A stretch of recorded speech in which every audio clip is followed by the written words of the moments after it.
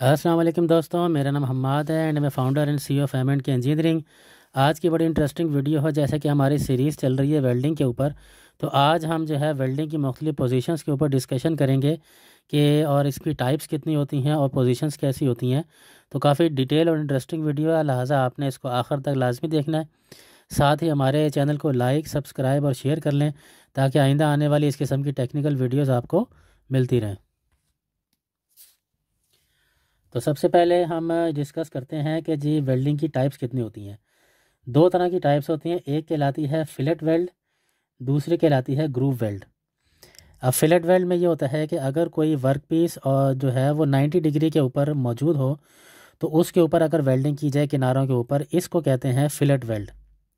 या इसको हम टी टाइप भी कहते हैं, या आप इसको कॉर्नर टाइप भी कह सकते हैं, या एक दूसरे के ऊपर ओवरलैप करके अगर वेल्ड किया जाए तो ये फिलेट वेल्ड कहलाता है। इसी तरीके से जो दूसरा है ग्रूव वेल्ड, उसके अंदर हम वर्क पीस पर थोड़ी सी मेहनत करनी पड़ती है। सबसे पहले इसके ग्रूव बनाते हैं। वो वी की शक्ल में भी हो सकते हैं, वो यू की शक्ल में भी हो सकते हैं, और वो जे की शक्ल में भी हो सकते हैं। तो इस तरीके से ये जो वेल्डिंग की जाती है इसको हम ग्रूव वेल्ड कहते हैं।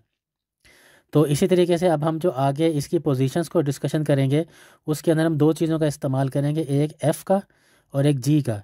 तो एफ़ जहाँ जहाँ आपको आगे नज़र आए तो इसका मतलब है वो फिलेट वेल्ड की बात हो रही है, और जहाँ जहाँ जी नज़र आए तो वो ग्रूव वेल्ड की बात हो रही है। तो चलें वीडियो के अगले सेक्शन की तरफ चलते हैं कि जी पोजीशन, वेल्डिंग पोजीशन से क्या मुराद है।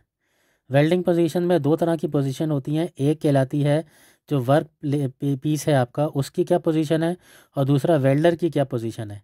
अब जैसे ये पिक्चर के अंदर एक चीज़ नज़र आ रही है कि अगर हम उसको एक तरफ से करें, दूसरी तरफ से करें, नीचे से करें, ऊपर से करें, या हॉरिजॉन्टली या वर्टिकली करें, तो ये इसकी मुख्तलिफ पोजीशंस हैं।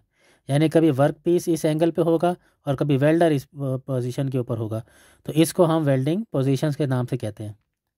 इसकी जो लिस्ट है जो कि अमेरिकन वेल्डिंग सोसाइटी ने डिज़ाइन की है, वो ये जैसे कि कोड की सूरत में नज़र आ रही है। जैसे अगर हम इसके जो चार तरीके में इसको उन्होंने डिवाइड किया है। पहली चीज़ है फ्लैट पोजीशन, दूसरी चीज़ है हॉरिजॉन्टल पोजीशन, तीसरी है वर्टिकल पोजीशन, और चौथी है ओवरहेड पोजीशन। अब इसी चीज़ को उन्होंने कोड का नाम दिया है। जैसे कि अगर फ्लैट पोजीशन है तो उसको कोड होगा 1, अगर हॉरिजॉन्टल पोजीशन है तो उसको कहलाएंगे 2, वर्टिकल पोजीशन को हम कहेंगे 3, और ओवरहेड को हम कहेंगे 4। अब इसी तरीके से जैसे हमने आगे पहले बताया है कि अगर जहाँ जहाँ एफ़ नज़र आएगा तो इसका मतलब है कि वो फिलेट वेल्ड होगा, और अगर जहाँ जी नज़र आएगा वो ग्रूव वेल्ड कहलाएगा। तो इसी तरीके से इसके आगे हम चलें तो ये फ्लैट वेल्ड में एक कहलाते हैं 1F, या इसी तरीके से एक और पोजीशन होती है जिसको 1G कहते हैं। इसी तरीके से हॉरिजॉन्टल में हम जो आते हैं वो है 2F और 2G। इसी तरीके से वर्टिकल के अंदर अगर हम आएँ तो हम 3F या 5G कहते हैं इसको, और ओवरहेड के ऊपर आएँ तो 4F या 6G कहते हैं। अब हम चलते हैं कि एक एक पोजीशन को डिस्कस करते हैं।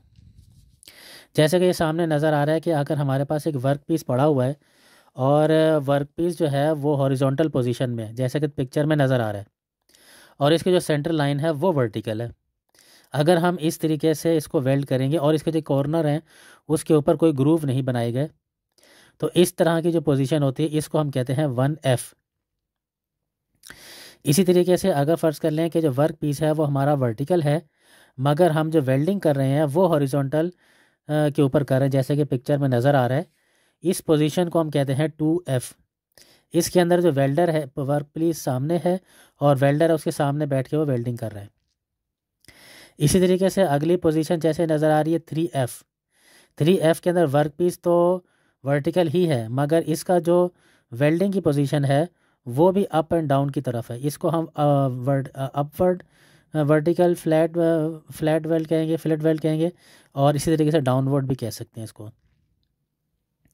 इसी तरीके से अगर वेल्डर नीचे बैठा हुआ है और उसका जो वर्क पीस है वो उसके सर के ऊपर है और वो नीचे से ऊपर की तरफ वेल्डिंग कर रहा है, इसको हम 4F कहते हैं, या ओवरहेड वेल्डिंग कहते हैं इसको। ओवरहेड फिलेट वेल्ड कह सकते हैं इसको। अब हम आ जाते हैं इसकी अगली पोजीशन के ऊपर।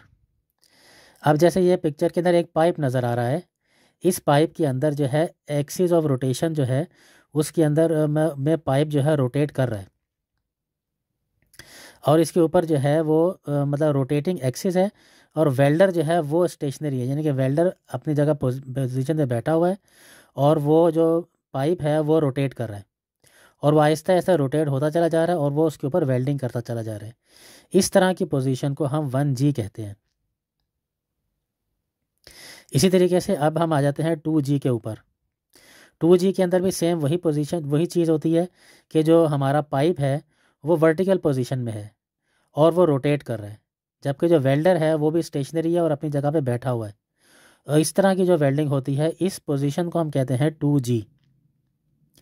इसी तरीके से अगर फ़र्ज़ कर लें कि 5G के ऊपर आते हैं, 5G के अंदर ये है कि जो पाइप है वो स्टेशनरी है, यानी कि वो घूम नहीं रहा अपने एक्सिस के ऊपर, मगर जो वेल्डर है वो आहिस्ता आहिस्ता वेल्डिंग करते करते उसके ग्रूव बनाता चला जाता है, और उसके बाद वो पूरी पाइप के राउंड के अंदर वो खुद वेल्डर मूव करता है। तो उस तरह की जो वेल्डिंग होती है उसको हम 5G की वेल्डिंग कहते हैं। लास्ट जो हमारा पार्ट है वो है 6G।